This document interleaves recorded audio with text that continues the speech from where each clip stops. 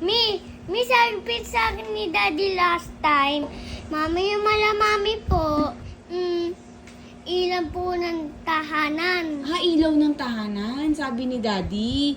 Yung mga mami po ay ilaw ng tahanan. Ikaw daw po, Mami, speaker ka. Speaker ako ng ano? Ikaw, Mami, speaker.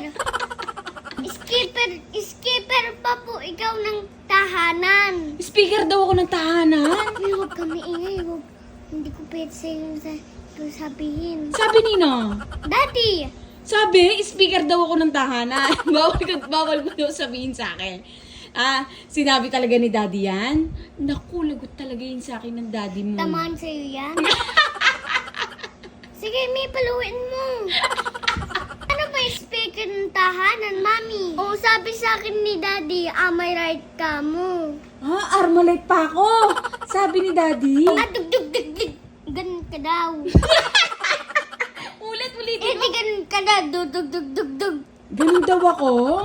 Huwag kang maingay. Baka maling sa akin ni Daddy yun, ha? Bawal mo sa akin sabihin yun, sabi ni Daddy. Lagot sa akin yan si Daddy mo, ha? Pagdating, ha? Okay? Huwag mo sabihin kay Daddy. Baka magalit sa akin. Baka magalit sa'yo. Secret nyo lang yun ni Daddy. Speaker ka kasi ng tahanan.